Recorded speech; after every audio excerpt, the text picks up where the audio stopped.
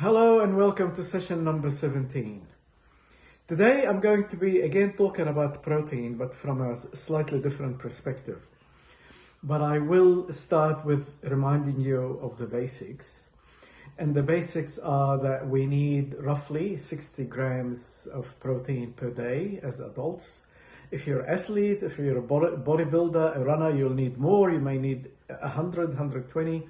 But let's work on this basic rate, 60 grams of protein per adult per day. And proteins are made of amino acids. In our body, there's 22 different types of different amino acids, but 9 of them are called essential amino acids because our bodies cannot make them. We have to eat them.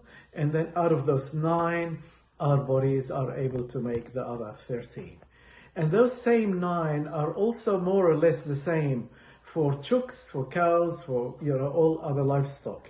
So if you're raising animals to get meat out of, you also have to make sure that the feed you supply to them has got those essential amino acids. The difference is that if you are eating plants directly, you need 60 grams. But if you are raising chooks, say, and the food conversion ratio of chooks is 2:1, it means you have to give them 2 grams of protein to get 1 out of them. Okay, so if there's 5 grams of protein on average in an egg, then hen needs some protein for itself to live, so you have to give it more than 5 grams a day for you to be able to get this 5 grams of protein in the egg. Now, I'm not promoting a vegan diet here because it's a personal choice. However, if you want to go vegan, then about 350 square meters of land is enough to produce enough food for you a year. I didn't do the calculations. It's based on somebody else's work. And I don't know also if that's based on 1 season, 2 seasons, etc.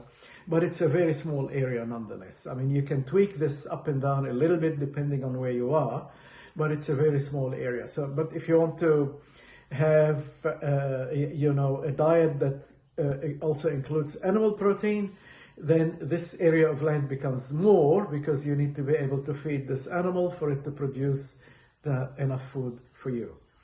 Anyway, the point here is that if you want to grow your own food for your own direct consumption, you have to make sure that the crops you are growing include those essential amino acids. Now, I made a short list here for you. Now, these are the essential amino acids. Okay, you don't have to know them by name one by one. So that's the list of the 9 essential amino acids. Okay, and I have chosen here 4 different types of things you can grow, small crops, annual crops. So you have beans. Well, you really can't grow rice, but we can buy rice. But I put rice there for comparison. It's a crop that's easy to get. Let's face it, okay? And if you replace rice by wheat, you'll find that the properties are very similar, really. Any grain really. You're taking rice here as an example, maybe to please our celiac friends, okay? So beans, rice, sweet potato, and corn. All right. Now, as you can see, beans not only have a lot of the essential amino acids, but they have a very important feature. Their protein content, that's on dry weight basis. I'm not talking about fresh green beans. In fresh green beans, it's about half as much. But you still get the same blend of amino acids. But in dry beans, so if you're growing beans and you allow the seeds to go dry and hard, the protein content is about 25 to 30%, which is pretty much similar to that of dairy products. I'm not talking about milk here, I'm talking about cheese, because the protein in milk is about 5%. Okay, so the amount of protein you get in soft cheeses or in eggs or in meat is not higher than that. So the amount of protein that you find in beans is extremely high, extremely high. Not only that, you get a good break of the essential amino acids. Actually, you'll find also small amounts of methionine and leucine. You'll find small amounts. So this stick the absence of the tick here is unfair because you will find all of them, but not enough. Not enough. If you look at rice, however, and other grains for that matter, you'll find that the total protein content is not as high. However, they are high in the amino acids that lack in beans. Isn't that amazing? Now, I mentioned this before. Is it by chance that in old cultures that are predominantly vegans, let's say the Indian cuisine and the Middle Eastern cuisine, you have such dishes as dal and jadra, which are actually combinations of beans and a grain? Well, they did that probably by trial and error, just accidentally stumbling into a combination that gives you a very good balance of all essential amino acids. That's absolutely wonderful. So in ancient cultures, you find very good evidence of good nutrition. And a lot of people, like in the West, they try to go vegan or vegetarian, and they're totally unaware of these things. They just eat potato chips. You can't live on potato chips. You can't live on cornflakes. You have to make sure that you get a balanced diet that will give you your essential amino acids. Okay. Now, if you look at something like sweet potato, which is a very beautiful crop to grow, very easy to grow, it really has virtually all of the essential amino acids, LLL for low, but in very, very small amounts, very small amounts. And the overall protein content on fresh weight basis is about 1.6%. So to get 60 grams of protein, so imagine you're getting 1.6 grams out of 100 grams of sweet potato. So how many grams of sweet potato do you need to eat per day to get 60 grams of protein? Realistically, it's not possible. You can't do it. So you can use sweet potato to supplement your beans and your other grain crops with to get additional amount of essential amino acids.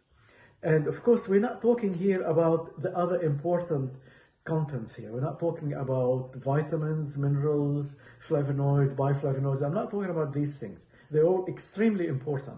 I'm just talking here specifically about the protein content. And the last one that I put here on the list is corn. And corn has a very good breakdown of essential amino acids. But again, the total content is only 3%. So you cannot live on corn alone. And that's on dry weight basis. When you look at fresh corn or frozen corn, the amount would be less because the water concentration will dilute this. Now, in all of this, don't get me wrong, I'm not confounding this with food combining, because there are theories put forward about food combining, and we are told that we should not mix protein and carbohydrate in the same dish, in the same meal. I'm not talking about that. That's your choice to make. So whether you want to mix beans and rice in the same plate or in different plates, so you don't combine carbohydrate-rich diet with a protein-rich diet, it's your option. That's a personal choice. But you have to have both, separately or together. It's up to you. In order for you to be able to get all of those essential amino acids, you have to get both. So the bottom line here is that if you are growing food for nutrition, you really have to depend highly on growing annual crops that will give you a high percentage of protein. And there is no substitute for beans, no substitute. Those legumes, those leguminous crops, which you can grow all year round, because some of them are winter crops, other are summer crops, can provide you with the right amount of protein and in the right form, because they will give you most of the essential amino acids, which you only need to supplement with a little bit of grain, a little bit of corn, a little bit of sweet potato, for you to be able to get the right quality and the right quantity of essential amino acids that your body needs. And there is absolutely no substitute for these, no substitute. Now, if you look at other amino acids, like say glycine, which is the simplest form of amino acids, your body can make them out of, I can't remember exactly the pathway for glycine synthesis, but using one or maybe a number of these things, your body is able to produce glycine.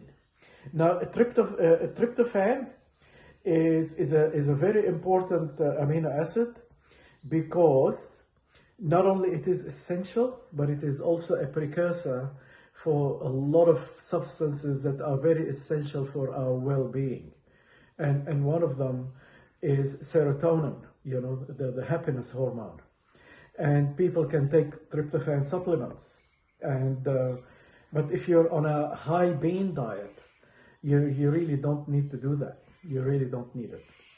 Well, so we will be talking later on, when we start talking about the practical things, the practical aspects of how to grow things, how to be selective in, choosing those bean crops to grow, when to grow them, how to prepare the seeds, how to prepare the seedlings. Because again, if you want to go and buy seeds, you may find yourself spending a fortune to get the seeds, and you may not be able to get all the varieties that you want, because the varieties that you will find in the gardening shop are just restricted to mostly the varieties that are mostly used, mostly eaten in the West specifically. But if you want to go and, let's say, grow broad beans, if you want to grow Bortoli beans, you may not find those varieties. So we will talk about that later on. There will be probably a session dedicated to seedling preparation, and you have to also protect that seedling while it's growing, and we will talk about this later on in due course. I will have a copy of this, and I do apologize for the quality of the print here, because I'm having a little problem with the printer, but the one that will be posted will be electronic, and it will not have any of that soiling on its side. Well, thank you for your listening, and we shall talk to you later on. Bye for now.